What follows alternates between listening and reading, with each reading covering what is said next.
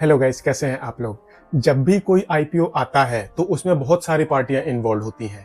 जानते हैं one by one, कहीं मत जाइए, चैनल को सब्सक्राइब कर लीजिए। जब भी कोई आईपीओ आता है तो उसमें बहुत सारी पार्टियां इन्वॉल्व होती हैं। इनको हम बोलते हैं आईपीओ पार्टिसिपेंट्स। जानते हैं वन बाय वन। एंड यहाँ पर सबसे पहला एंड सबसे इंपॉर्टेंट आईपीओ पार्टिसिपेंट होता है कंपनी। वो कंपनी जो अपना आईपीओ लेकर आ रही होती है, ये सेंटर ऑफ अट्रैक्शन होता है। बाकी सारे जो भी आईपीओ पार्टिसिपेंट्स होते हैं वो इसी कंपनी की हेल्प करते हैं आईपीओ लाने में। एंड आईपीओ के थ्रू जो भी फंड मोबिलाइज होता है वो पैसे इस कंपनी के पास आते हैं।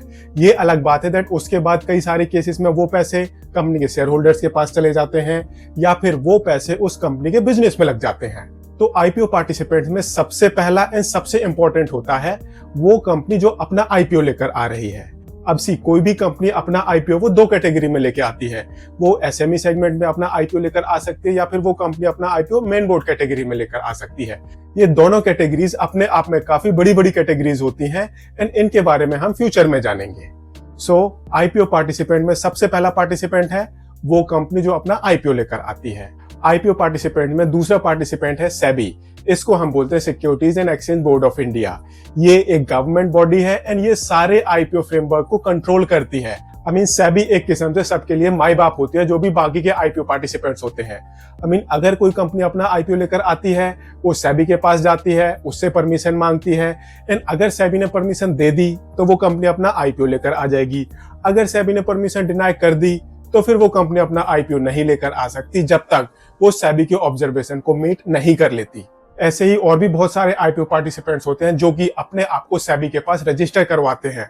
अदरवाइज वो आईपीओ पार्टिसिपेंट आईपीओ प्रोसेस में पार्टिसिपेट नहीं कर सकते। तीसरा आईपीओ पार्टिसिपेंट होते हैं स्टॉक एक्सचेंजेस। आपने नॉर्मली सुना होगा बीएससी एंड एनएससी, बट इसके अलावा भी बहुत सारे स्टॉक एक्सचेंजेस हैं, बट ये दोनों एक्सचेंजेस सबसे ज्यादा फेमस है। सबसे ज्यादा कंपनियां इन्हीं दोनों स्टॉक एक्सचेंजेस में लिस्ट होती हैं।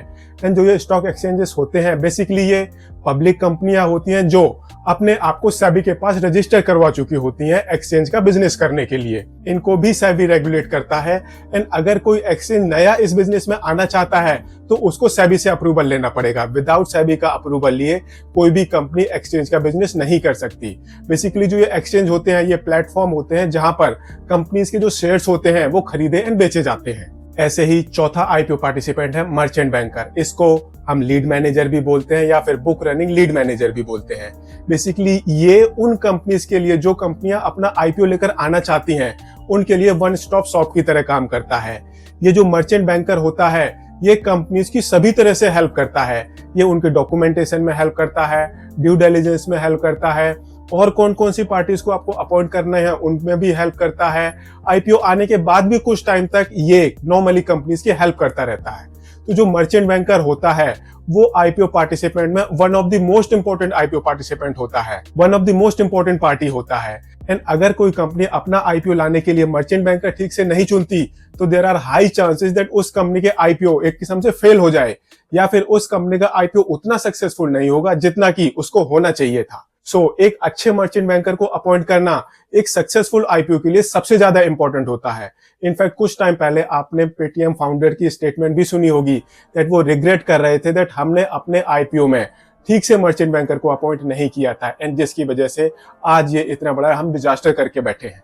अगला पार्टिसिपेंट है बैंकर टू एंड इशू। ये one of the most participant में से एक है। जो ये बैंकर टू एंड इशू होता है ये बेसिकली फंड का हिसाब रखता है दैट कितने अमाउंट की एप्लीकेशन आई, कितने फंड हमें रिफंड करना है, कितने पैसे हमें कंपनी के पास ट्रांसफर करने हैं जिसको सक्सेसफुल अलॉटमेंट हो गई है। ये सारे detail bankers to an issue रखता है। एंड जब जो इसके डिफरेंट अकाउंट्स होते हैं उनके अकाउंट्स का जीरो बैलेंस हो जाता है तो आप मान के चलो दैट वो आईपीओ एक किस्म से सक्सेसफुल हो गया, इनका काम उस पर्टिकुलर आईपीओ से रिलेटेड पूरा हो गया है। इसके बाद अगला पार्टिसिपेंट है एससीएसबी। इसको हम बोलते हैं सेल्फ सर्टिफाइड सिंडिकेट बैंक। ये वो बैंक्स होते हैं जो ऑल्सो सेबी के पास रजिस्टर्ड होते हैं एंड ये आईपीओ की एप्लीकेशंस को फैसिलिटेट करते हैं। आपने एक वर्ड सुना होगा ASBA, इसको हम बोलते हैं application supported by blocked amount. ये वो बैंक्स होते हैं बेसिकली जो आईपीओ की एप्लीकेशंस एक्सेप्ट करते हैं, फंड को ब्लॉक कर लेते हैं एंड बाद में जो ब्रोकर्स होते हैं जो शेयर्स को इशू करते हैं उनके साथ कोऑर्डिनेट करते रहते हैं दैट अगर किसी अकाउंट होल्डर को शेयर्स अलॉट हो गए तो वो उस पैसे को ब्रोकर के पास ट्रांसफर कर देते हैं। अगर शेयर अलॉट नहीं हुए तो फिर वो उस फंड को अनब्लॉक कर देते हैं। अगला पार्टिसिपेंट है registrar to an issue. Again ये वो पार्टिसिपेंट है जो सेबी के पास रजिस्टर होता है। इसका जो मेन काम होता है वो होता है एप्लीकेशन की स्क्रूटनी करना एंड देन शेयर अलॉटमेंट में हेल्प करना। एंड इसके बाद जो अनसक्सेसफुल एप्लीकेंट्स होते हैं उनके बारे में इंफॉर्मेशन आगे पास ऑन कर देना ताकि उनके पैसे रिफंड हो जाए। एंड बाद में डिटेल बनाकर रखना अपने पास दैट ये सक्सेसफुल अलॉटीज है, इनके पैसे आ गए हैं, सब कुछ ठीक है, शेयर अलॉट हो जाएंगे इनको। ये सारा काम रजिस्ट्रार टू एन इशू करता है। उसके बाद अगली पार्टी आती है अंडरराइटर। ये भी सेबी के पास रजिस्टर होते हैं एंड इनका बेसिकली काम क्या होता है, सपोज कोई कंपनी अपना आईपीओ लेकर आई। अब सपोज 100 शेयर वो इशू करने वाले थे, बट जो एप्लीकेशन आई वो 90 शेयर्स की आई, तो 10 शेयर्स कौन खरीदेगा? 10 शेयर खरीदेगा अंडरराइटर।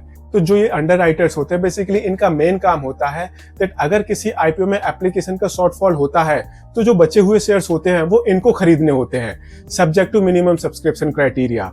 तो बेसिकली जो ये अंडरराइटर्स होते हैं इनका मेन काम क्या है, कंपनी की हेल्प करना ताकि उनके शेयर्स को एडिक्वेट सब्सक्रिप्शन मिल जाए, एडिक्वेट एप्लीकेशंस आ जाएं। एंड अगर वो एडिक्वेट एप्लीकेशंस नहीं आती तो फिर इनको वो शेयर्स खरीदने होते हैं। यही रीजन होता है दैट ये अपनी पूरी जान लगा देते हैं ताकि उस आईपीओ में 100% एटलीस्ट सब्सक्रिप्शन आए, बिकॉज अगर ऐसा नहीं होता फिर इनके ऊपर लायबिलिटी आनी शुरू हो जाती है। ये भी काफी इंपॉर्टेंट पार्टिसिपेंट होते हैं आईपीओ के लिए। ऐसे ही एक पार्टिसिपेंट होता है, इनको हम बोलते हैं मार्केट मेकर्स। बेसिकली इनका काम क्या होता है, इनका काम होता है मार्केट को बनाकर रखना। आपने नॉर्मली देखा होगा दैट काफी सारी कंपनियां ऐसी होती हैं, उनका आईपीओ आ जाता है, शेयर अलॉट हो जाते हैं, बट बाद में उनके शेयर्स में लिक्विडिटी नहीं रहती। जो शेयर्स को बेचना चाहता है उनको बायर्स नहीं मिलते, जो शेयर्स खरीदना चाहता है उनको सेलर्स नहीं मिलते। तो जो मार्केट मेकर्स होते हैं इनका काम होता है मार्केट को बनाकर रखना। ये स्पेसिफाइड प्राइस पर शेयर्स को बाय करते हैं एंड शेयर्स को सेल भी करते हैं। अगेन इनकी जो मेन काम है वो है दैट जो कंपनियां होती हैं उनके शेयर्स में लिक्विडिटी बनी रहे। अब आईपीओस दो तरह के होते हैं, SME IPOs and main board IPOs. ज्यादातर केसेस में जो एसएमई आईपीओस होते हैं वहां पर लिक्विडिटी क्राइसिस होता है। कुछ टाइम तक तो कंपनी के शेयर में लिक्विडिटी रहती है, बाद में जो उस कंपनी के शेयर होल्डर्स होते हैं जब वो शेयर्स को बेचने जाते हैं तो उनको बायर्स नहीं मिलते, जब वो खरीदने जाते हैं तो उनको सेलर्स नहीं मिलते। एंड यहीं पर रोल आता है इनका, मार्केट मेकर्स का। बेसिकली इनको मार्केट में लिक्विडिटी इंश्योर करनी होती है। Last but not the least, depositories. ये वो मार्केट पार्टिसिपेंट होते हैं, अगेन ये भी सेबी के पास रजिस्टर्ड होते हैं। एंड आपने सीडीएसएल एंड एनएसडीएल का नाम सुना होगा। बेसिकली सीडीएसएल, एनएसडीएल ये डिपॉजिटरीज हैं एंड ये आपके और मेरे जैसे लोगों के साथ इंटरेक्ट करते हैं थ्रू डिपॉजिटरी पार्टिसिपेंट्स, जैसे कि आईसीआईसीआई डायरेक्ट, एचडीएफसी सिक्योरिटीज, इस तरह के लोगों के साथ। उनको हम बोलते हैं डिपॉजिटरी पार्टिसिपेंट्स। तो बेसिकली जो ये डिपॉजिटरीज होते हैं ये कंपनी के शेयर्स को डीमैट फॉर्म में रखते हैं एंड ये भी आज की डेट में काफी बड़ा बिजनेस माना जाता है। एंड ऐसे ही जो ये डिपॉजिटरीज होते हैं ये भी कंपनियां होती हैं, पब्लिक कंपनियां होती हैं एंड ये भी सेबी के पास रजिस्टर्ड होती हैं। एंड माइंडेड आज की डेट में जो डिपॉजिटरीज के शेयर्स हैं वो काफी ऊपर जा रहे हैं, बिकॉज ये बिजनेस मार्केट में काफी अच्छा बिजनेस माना जाता है। एंड जो ये डिपॉजिटरीज होते हैं, अगेन नीडलेस टू से, जो कंपनियां होती हैं उनके शेयर्स को डीमैट फॉर्म में रखते हैं। अभी हमने आईपीओ पार्टिसिपेंट्स कौन कौन से होते हैं, उनके क्या क्या काम होते हैं वो जाना। इसके अलावा भी बहुत सारे आईपीओ पार्टिसिपेंट्स होते हैं, बहुत सारे कंसल्टेंट्स होते हैं जो कंपनीज को आईपीओ लाने में हेल्प करते हैं। अगर आप किसी स्पेसिफिक आईपीओ पार्टिसिपेंट्स के बारे में जानना चाहते हैं, कमेंट करके बताएं, सेपरेट वीडियो हम बनाएंगे एंड उसमें डिस्कस करेंगे। एंड वैसे भी जो अभी हमने ये टॉप 10 आईपीओ पार्टिसिपेंट्स डिस्कस करे हैं, इनके बारे में भी डिटेल में हम फ्यूचर की वीडियोस में डिस्कस करेंगे। अगर आपको ये वीडियो पसंद आया हो, इसको लाइक शेयर जरूर करें एंड चैनल को सब्सक्राइब करें। Thank you.